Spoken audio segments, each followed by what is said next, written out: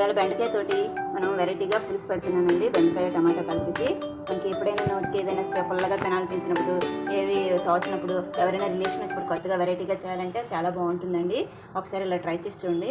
బెండకాయలు ఇవ్వండి ఈ సైజులోనే కట్ చేసుకోవాలండి. నేను 1/2 కేజీ బెండకాయలు తీసుకున్నాను. 1/2 కేజీ బెండకాయలు నేను కట్ చేసుకున్నాను అన్నీ ఈ సైజు ముక్కల్లాగా.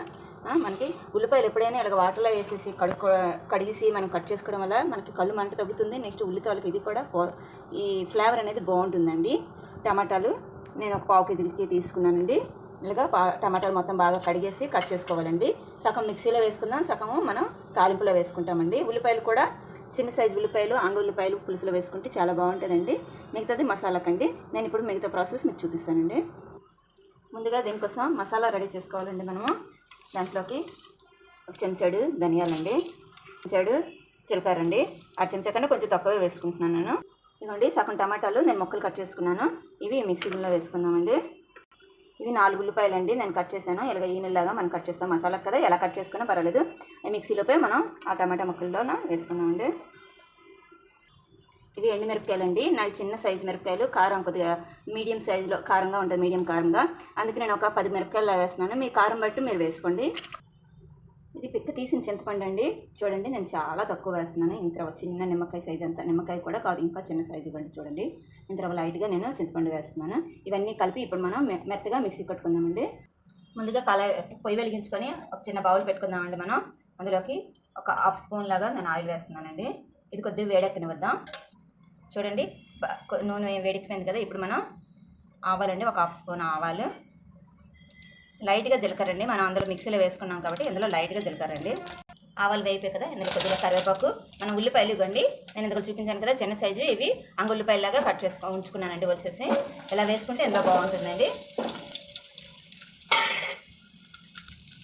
ఉల్లిపాయలు బాగా వేగాలండి తాలింపులోన. ఇలా చూసారా మనకు ఆవాలు అవి వేగిపోయి కదా ఉల్లిపాయలు. ఉల్లిపాయలు కాబట్టి కొద్దిగా వేగడానికి టైం పడుతుంది. మనం మీడియం గ్యాస్లో పెట్టుకొని వేసుకోవాలండి.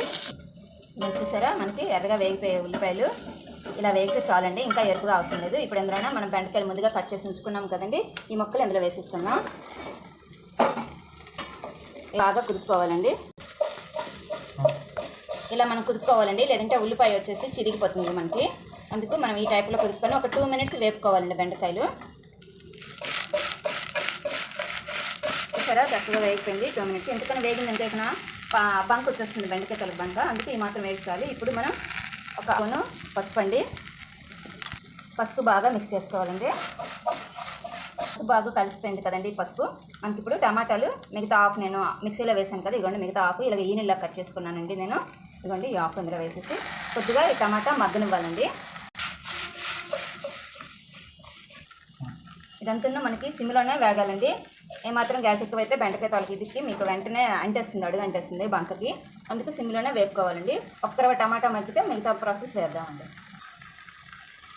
చూసారా టమాటా కొద్దిగా మగ్గిపోయింది మనకి. ఇప్పుడు మనం మసాలా తిప్పుకున్నాం కదా, ఆ మసాలా ఇందులో వేసుకుందాం. ఇవ్వండి మసాలా మొత్తం మనం ఇందులోకి యాడ్ చేసుకుందాం. మసాలా మొత్తం బాగా కలుపుకుందామండి. మనకి సరిగ్గా కలదు మసాలా వేసిన వెంటనే. మీకు ఏంటంటే మొక్కలు ఇంకా ఉడకలేదు కదా, కొంచెం గట్టిగా ఉంటుంది కాబట్టి ఇలా ఉంటుంది. ఇప్పుడు దీనికి సరిపోయినంత వాటర్, మీకు ఏమాత్రం వాటర్ కావాలో, ఎంత పల్చర్ కావాలో ఆ మాత్రం వాటర్ మనం యాడ్ చేసుకోవాలండి దీనికి. నేనైతే ఒక 1/2 గ్లాస్ వాటర్ వేసానండి. నేను ఈ గ్లాస్తో 1/2 గ్లాస్ వాటర్ వేసాను. ఇంకా మరి కొంచెం పడుతుంది మాకు.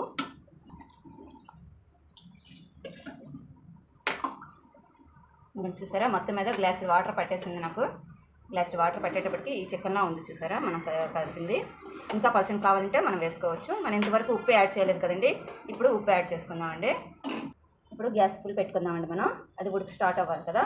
వాటర్ నాకు సరిపోయినట్టు నేను వేసుకున్నాను.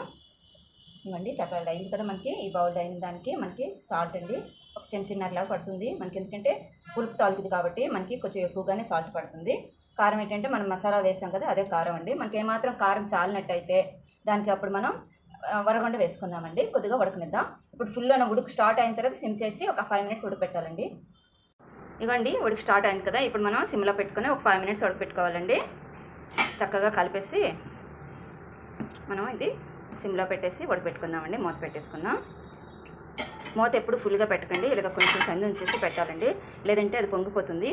మళ్ళీ అదంతా క్లీన్ చేసుకునేప్పటికి మనకు చాలా టైం పట్టేస్తుంది. 5 నిమిషాలు అయిపోయింది కదండి. చూడండి చక్కగా ఉడికిపోయింది. మనకి ఎంత కలర్ఫుల్గా ఎలా వచ్చిందో చూసారా. మనకి టేస్ట్ కూడా చాలా బాగుంటుందండి. మీకు ఇప్పుడు ఏమైనా ఉప్పు కారం పుల్ల ఏమైనా చాలదంటే ఇప్పుడు మీరు యాడ్ చేసుకోవచ్చు. నాకైతే అంత పర్ఫెక్ట్గా సరిపోయింది, అందుకు నేను మరి యాడ్ చేయట్లేదు. మనం ఆఫ్ చేసేయడమేనండి.